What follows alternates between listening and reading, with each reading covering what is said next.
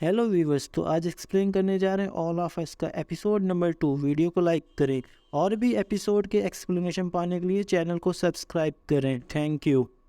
Episode की शुरुआत में हमें जकार्ता सिटी दिखाते हैं, जहां पे ईबू रत्ना नाम की माइक्रोलॉजिस्ट लंच करती हुई नज़र आई हैं।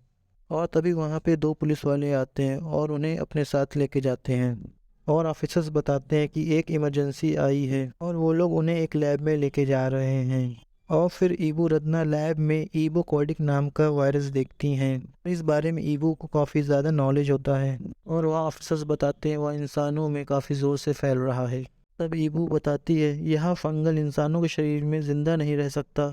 और तब ईबू को प्रोटेक्शन पहना कर एक बॉडी के पास भेजा जाता है और उस इंसान को किसी ने काटा था और उसे इन्फेक्शन हुआ है।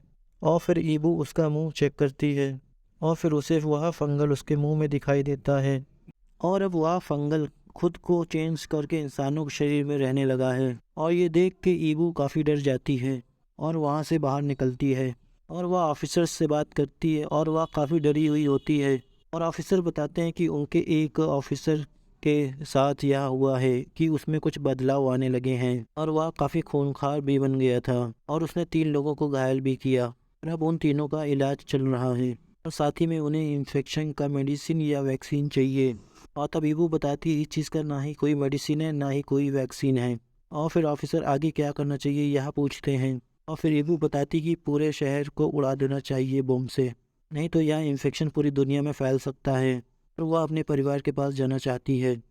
और अब कहानी प्रेजेंट में आती है, जहाँ पे एली अब सो के उठी हुई होती है और जॉयल और टेस उससे सच बोलने के लिए अब कहते हैं। और वह एली का घाव देखते हैं जो कि अब बढ़ नहीं रहा होता। और साथ ही में मैरलिन ने उसे क्यों इन्फेक्टेड होने के बावजूद भेजा और मारा क्यों नहीं, यह टेस पूछती है। और फिर एली बताती है वह इन्फेक्टेड नहीं है और जॉय को लगता है कि वह कभी भी मॉन्स्टर बन जाएगी, फिर साथ में ले जाने से खतरा होगा। और तभी टेस को लगता है उन्हें बैटरी पाने के लिए यह एक आखिरी काम करना होगा। और फिर टेस में एलिस पूछती है वह मैरलिन के लिए इतनी खास क्यों है। और वह फिर बताती कि यह बात करने के लिए मैरलिन ने उसे मना किया है। पर वह यह बात फिर भी बताती है। जहाँ पे उसे जाना है वहाँ पे फायरफ्लाई कैंप है। वहाँ कुछ डॉक्टर इस फंगस का वैक्सीन ढूंढ रहे हैं और एली पर इस फंगस का कोई भी असर नहीं हो रहा, इसलिए वो लोग उससे इलाज ढूंढ सकते हैं। तब जॉयल बताता है ये सब बकवास है, उसने यह सब पहले भी सुना हुआ है लेकिन आज तक किसी को भी इस चीज़ का इलाज नहीं मिला। और वहीं टैस को लगता है कि इसे वहां पहुंचा के अपना काम ख़त्म करना ही सही लगेगा। और वह जॉयल को इस चीज़ के लिए फिर मना लेती है और फिर तीनों वहां से आगे बढ़ते हैं। और वहां पे काफ़ी बड़ा गड्ढा दिखता है। फिर टैस बताती है यह गड्ढा एक बॉम्ब से किया गया है ताकि इस शहर में वायरस ना फैले, इस वजह से शहर पे पहले बॉम्बिंग की गई थी। फिर वहां से तीनों आगे बढ़ते हैं। इसमें वह कैंप दूसरी तरफ मिलेगा और उनके सामने 2 रास्ते होते हैं, एक शॉर्टकट और एक लॉन्ग कट। और शॉर्टकट में काफ़ी ज़्यादा खतरा है, इसलिए वो लोग लॉन्ग कट से जाने के लिए मान जाते हैं। और फिर तीनों आगे बढ़ते हैं। तभी टेस उसके घाव के बारे में पूछती है।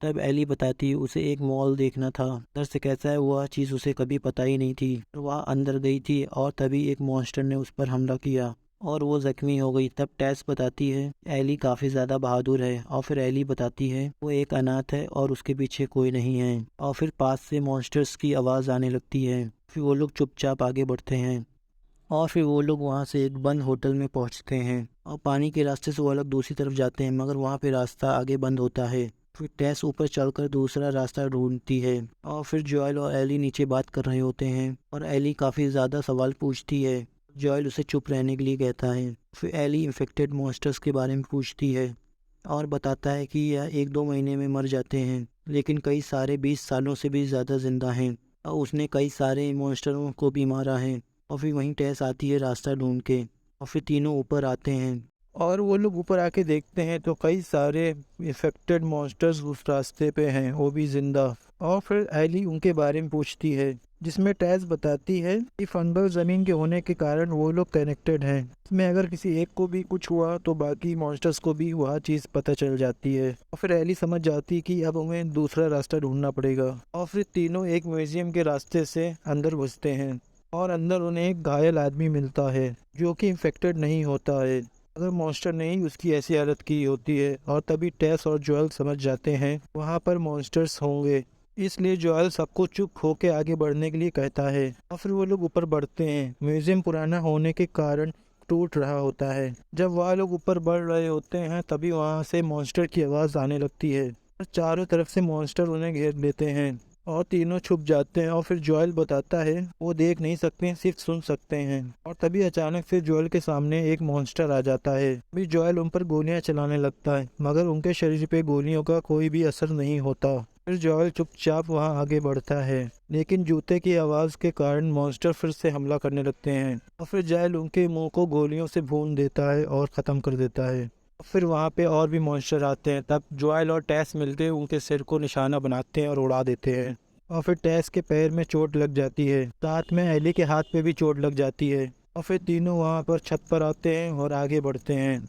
घंटों के सफ़र के बाद वो लोग फायरफ्लाई कैंप के पास पहुँचते हैं और जोएल उनके ट्रक्स को चेक करता है जो कि अंदर से खाली होते हैं। और वहाँ एली कुछ खून के निशान देखती है जो कि पास के हॉल में जा रहे होते हैं। फिर वो लोग अंदर आते हैं और देखते हैं फायरफ्लाई की टीम के सारे मेंबर्स मरे हुए दिखते हैं। तब वह लोग समझ जाते हैं उनमें से कोई एक इन्फेक्टेड हुआ होगा और उसने पूरी टीम को भी इन्फेक्टेड बना दिया।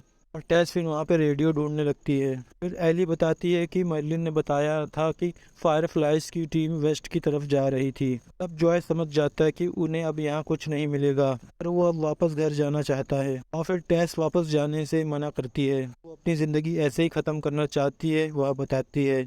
और एली समझ जाती है कि टेस अब इन्फेक्टेड हो गई है। और फिर टेस अपना घाव दिखाती है और वो कुछ देर बाद मॉन्स्टर बनने वाली होती है और एली का घाव अब ठीक होने लगता है। फिर टेस बताती है जोएल को कि एली इम्यून है और उससे सही में इलाज और वैक्सीन बन सकती है। और वो जोएल को एली के साथ आगे बढ़ने को कहती है और वह इसकी आखिरी इच्छा बोलती है और इस दुनिया को इस वायरस से बचाने के लिए जोएल को कहती है। और फिर एक आदमी मॉन्स्टर बनकर उठता है और जोएल उसे गोली मार देता है। फिर ज़मीन से फंगस उस आदमी को कंट्रोल करने लगते हैं।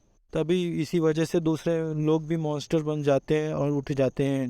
और ये चीज़ जोएल भी देख लेता है। टेस वहाँ पे ऑयल डालने लगती है तो वो मॉन्स्टर को रोक लेगी या बोल के जोएल को वहाँ से जाने को कहती है।